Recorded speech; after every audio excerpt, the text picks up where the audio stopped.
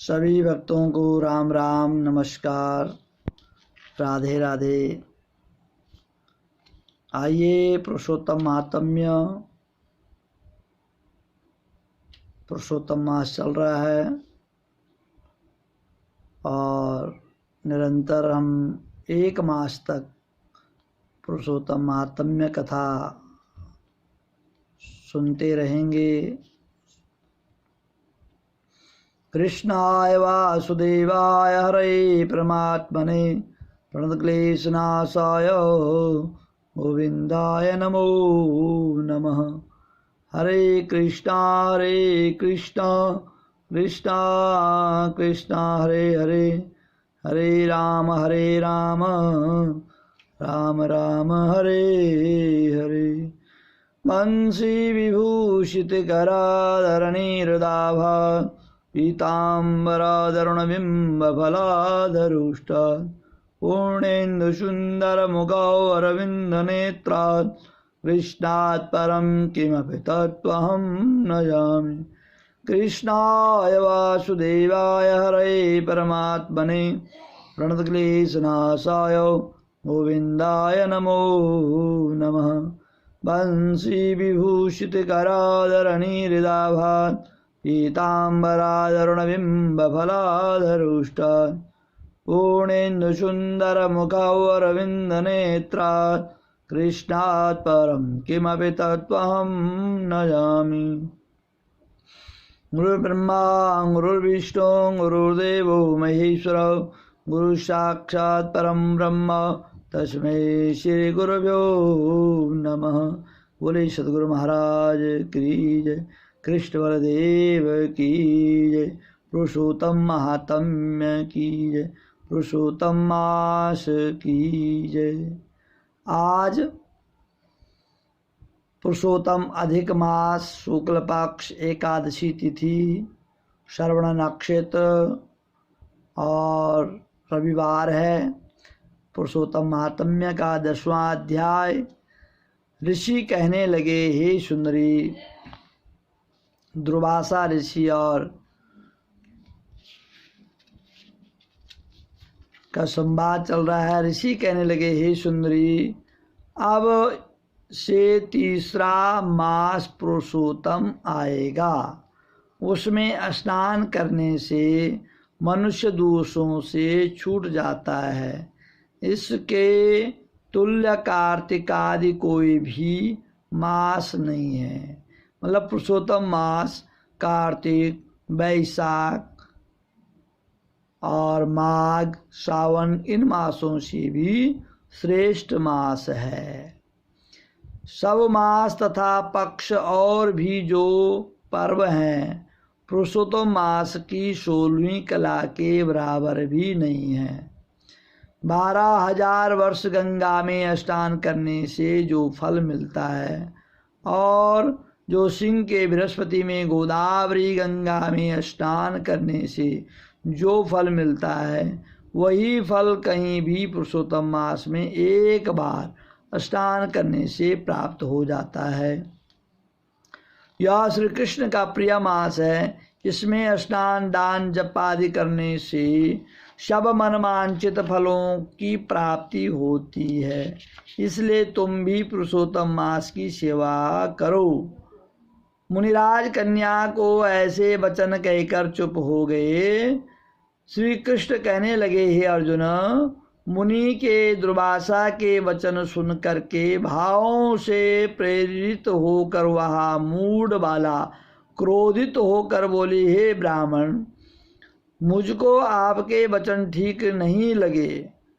माघादि मास किस प्रकार थोड़ा फल देने वाले हैं और कार्तिक आदि मास को कैसे कम कहते हो। क्या सेवा किया हुआ वैशाख मास इच्छा फल नहीं देता। यह तो मलमास सब कर्मों में निंदित है। हे मुने, सूर्य संक्रांति से रहित है। मलमास को आप कैसे श्रेष्ठ कह सकते हैं। इस प्रकार क्रोध से कहे गए ब्राह्मण की पुत्री के वचन को सुनकर ऋषि का शरीर जल जलने लगा तथा क्रोध से नेत्र लाल हो गए, परंतु फिर भी मित्र की कन्या को श्राप नहीं दिया और सोचने लगे कि कन्या मूर्ख है, अपने हित अहित को नहीं जानती। पुरुषोत्तम का महात्म्य जो बड़े बड़े ज्ञानी भी नहीं जानते, तो कम बुद्धि वाले पुरुष एवं कन्याएं कैसे जान सकती है। और यहाँ बिना पिता की कन्या दुख रूपी अग्नि से सुलगती हुई मेरे अत्यंत उग्र श्राप को कैसे सहन कर सकेगी। ऐसे उत्पन्न हुए क्रोध को दूर करते हुए तथा स्वस्थ होकर व्याकुल कन्या से कहने लगे, मुनिराज, हे तू दुखी और नादान है, इसलिए तेरे पर मेरा कुछ भी कोप नहीं। जैसा तेरे निर्भाग्य मन में वो हो वैसा ही कर। बोला, जिस प्रकार तेरे मन में है या तेरे भाग्य में है, तू वैसा ही कर ले। ऐसा दुर्वासा ऋषि ने उस ब्राह्मण कन्या को कहा। और भी जो कुछ होने वाला है सो सुन। फिर मुनिराज दुर्वासा ने कहा कि मैं बताता हूँ। मैं कहता हूँ, तुमने जो पुरुषोत्तम मास का अनादर किया, इसका फल इस जन्म या अगले जन्म में अवश्य होना चाहिए। क्योंकि तेरा पिता मेरा मित्र था, इसलिए मैं तुझको श्राप नहीं देता कि तू बालक है तथा अपने शुभ और अशुभ को नहीं पहचानती। तेरा कल्याण हो, मैं तो नारायण की सेवा में जाता हूँ। इस प्रकार से दुर्वासा ऋषि ने उसको कहा कि इसका फल तुझे भोगना पड़ेगा, तुमने मलमास का अनादर किया है। श्री कृष्ण कहने लगे कि ऐसा कहकर वह महाक्रोधी तपस्वी मुनि झटपट चले गए तथा उसी क्षण वह कन्या पुरुषोत्तम के प्रभाव से कांतिहीन हो गई और अपने मन में विचार करने लगे कि तत्काल फल देने वाले पार्वती पति श्री शंकर की आराधना करूंगी। सिर्फ इस ब्राह्मण कन्या ने सिर्फ इतना ही कहा कि क्या कार्तिक मास वैशाख मास मलमास से कम है। इतना ही कहने से पुरुषोत्तम मास की उस निंदा उसने की, तो निंदा करने से ही उसको वह कन्या कांतिहीन हो गई। और जो लोग पुरुषोत्तम मास में या पुरुषोत्तम मास का निरादर करते हैं, अनादर करते हैं, ऐसे लोगों की क्या गति होगी वह तो आप समझ सकते हैं। फिर उस कन्या ने भगवान शंकर की आराधना शुरू कर दी। ऐसा निश्चय करके अपने आश्रम में जाकर वह कठिन तप करने की इच्छा करने लगी। सूजी कहने लगे, वह बाला वह बालिका प्रबल मुनि के वचनों को निंदित कर तथा बहुत फल वाले विष्णु और सावित्री पति ब्रह्मा को छोड़कर अपने वन आश्रम में केवल शंकर भगवान की सेवा करने लगी।